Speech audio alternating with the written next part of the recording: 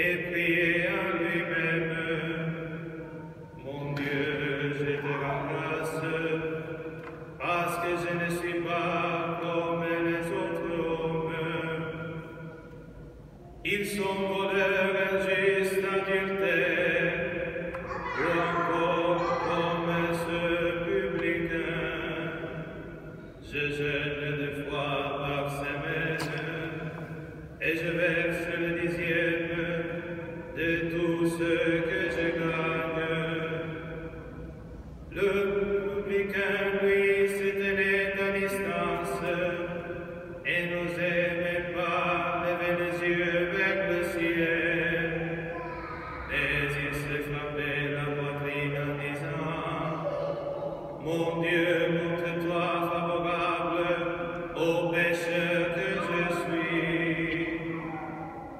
Je vous le déclare, dans ce dernier descendit dans sa maison, celui qui était devenu un homme juste, plutôt que l'autre, il s'élève et sera abaissé, il s'abaisse et sera élevé. Acclamons la parole de Dieu.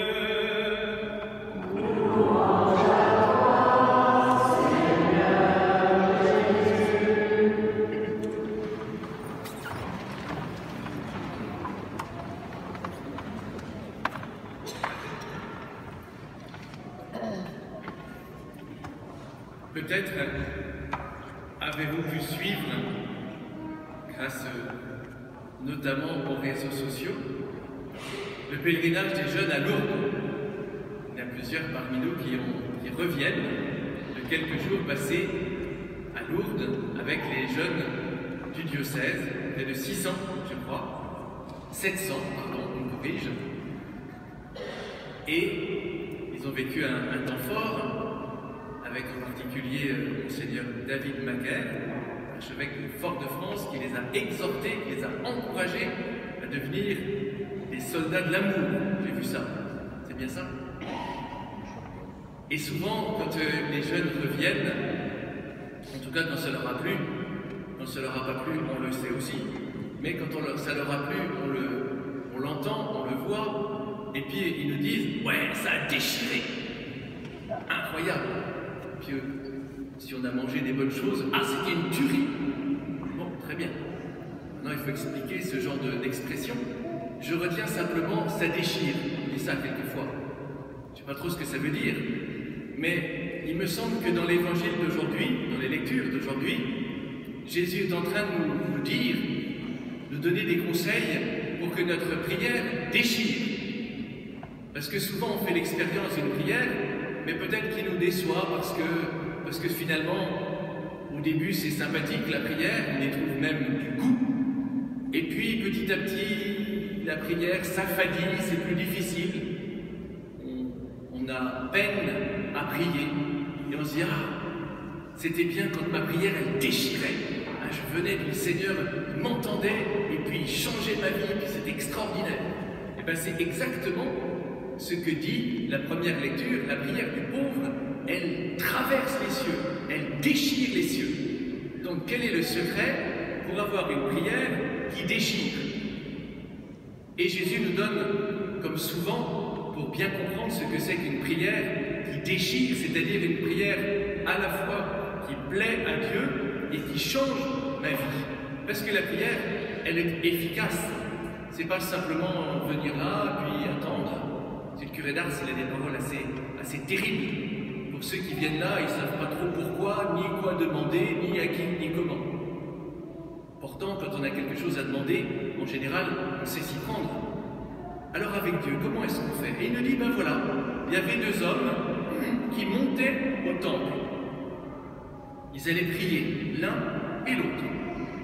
Monter au temple, c'est ce que nous faisons lorsque nous nous mettons, lorsque nous décidons de prier, que ce soit ici, dans une église, mais que ce soit aussi chez nous, finalement.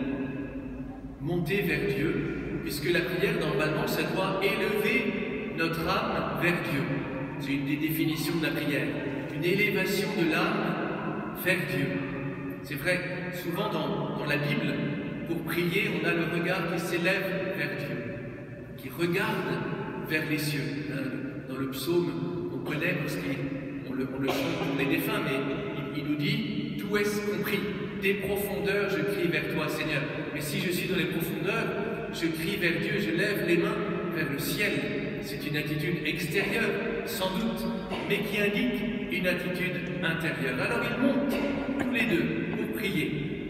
Remarquez aussi que dans une église, il y a toujours un autel. Alors là, il y a des marches. Quelquefois, il n'y a pas de marche, mais peu importe. Autel, ça veut dire un lieu un peu élevé. Autrefois, on commençait la messe en disant « Je m'avancerai jusqu'à l'autel de Dieu ». On monte vers Dieu. Alors on se laisse entraîner par l'Église. C'est l'Église tout entière. C'est un peuple aujourd'hui qui se met en route vers Dieu. Ce n'est pas simplement des individus qui disent « Qu'est-ce que je vais faire aujourd'hui? C'est dimanche, j'ai rien à faire. Tiens, je vais prier. » Non, c'est un peuple qui monte en pèlerinage vers Dieu. Un publicain, un pharisien. Dans l'Évangile, on les retrouve souvent, ces deux catégories. Un pharisien, donc c'est un homme de loi, un homme qui connaît l'Écriture, qui observe, en tout cas qui essaye d'observer les commandements. Et puis un publicain, c'est plutôt quelqu'un qui est considéré comme celui qui ne met pas en pratique, justement, la loi de Dieu. Peut-être même un pécheur, voire un voleur. Cette mauvaise réputation, c'est pas seulement dans l'Évangile, malheureusement, que les collecteurs d'impôts l'ont, c'est dans toute l'histoire. Les collecteurs d'impôts, quel drôle de métier, mais ils en font bien quand même. Ils ne sont pas tous voleurs quand même. Mais dans l'Évangile, on sent que c'est une catégorie qui est assez mal vue par les autres. On en connaît un célèbre, il s'appelle Zachée. Zachée, il était collecteur d'impôts, mais voleur, grand voleur. Il va se convertir. Alors, publicains et pharisiens, donc ils sont dans le temple, et on nous décrit, Jésus décrit la prière de l'un et de l'autre. D'abord celle du pharisien. Il se tient devant, debout, et puis il rend grâce au Seigneur. On pourrait dire, ça commence plutôt pas mal.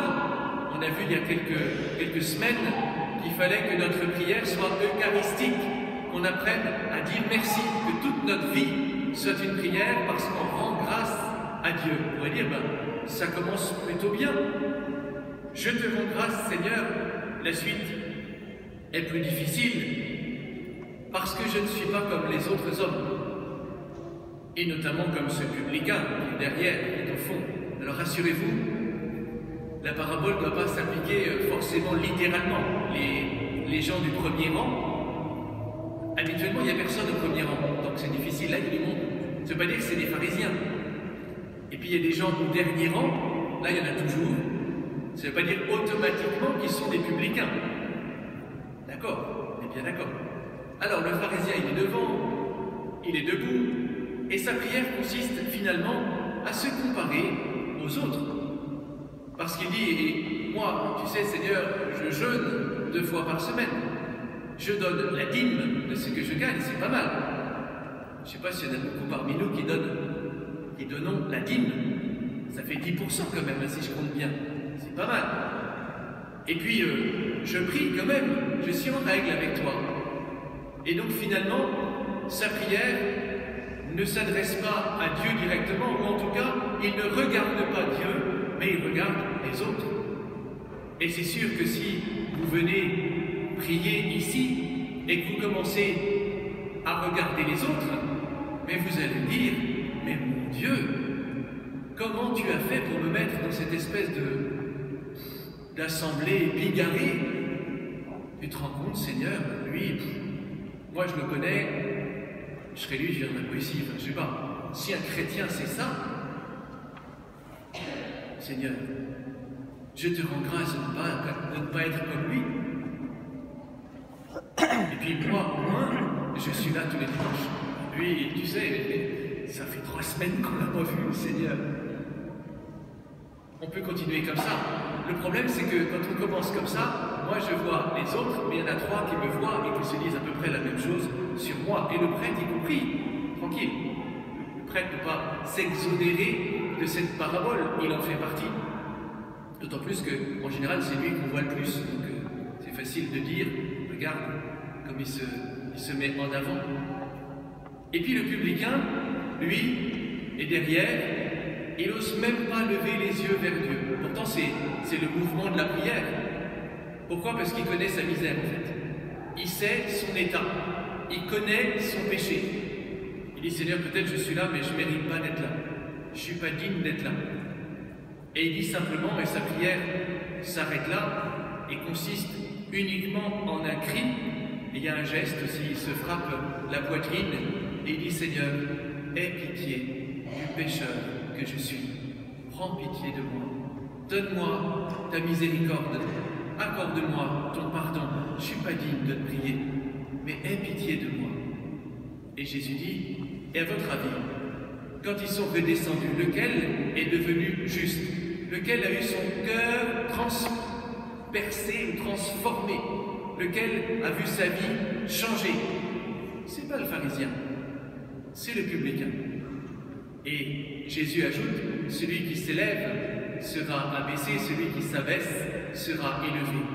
Comme pour nous dire, le plus grand obstacle de ta prière, c'est ton orgueil. C'est le fait de comparer, en tout cas dans la parabole, et j'aime bien l'expression qui nous fait comprendre de l'intérieur qu'on ne peut pas avoir deux attitudes contradictoires. Celui qui compare ne peut pas contempler. Tu veux contempler, alors ne compare pas, parce que tu seras incapable de prier. Quand tu commences à juger tes frères, tu ne peux plus les aimer. Alors, ce qu'il faut demander, c'est que le pharisien découvre sa misère, reconnaisse son péché, et simplement dise à Dieu, Seigneur, je te demande pardon, aie pitié de moi. Remarquez que la remarque la plus répandue pour ne pas venir avec les autres chrétiens, c'est quoi? Et là, on est tous concernés.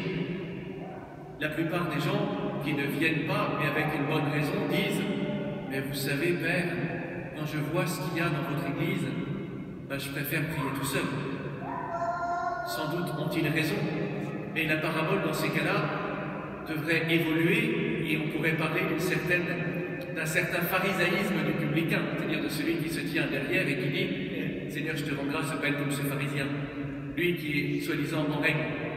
La parabole, elle pourrait être aussi celle-là, tranquille. La difficulté, c'est simplement accepter que dans cette prière, on soit ensemble tournés vers Dieu.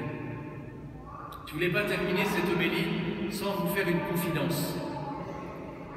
Vous savez, dans la liturgie eucharistique, il y a bien sûr ce temps de la parole de Dieu. On écoute, on se laisse toucher, voire bousculer quelquefois par la parole. Et puis ensuite, il y a la partie eucharistique. Jésus se rend présent dans son corps et dans son sang à travers la consécration des paroles de Jésus que le prêtre redit dans la puissance de l'Esprit Saint. Et puis ensuite, vient ce temps de la communion où on reçoit le corps de Jésus. Et puis, souvent, vous remarquez, il y a dans nos assemblées des gens qui viennent demander la bénédiction. Vous ne remarquez pas. Le but, c'est pas de regarder les autres, effectivement, en allant à la communion, c'est de regarder vers Jésus. Vous aurez raison si vous me dites ça. Eh bien, je trouve, vous voyez, sans faire de comparaison trop hâtive avec le publicain et le pharisien, mais je trouve que c'est un acte de foi.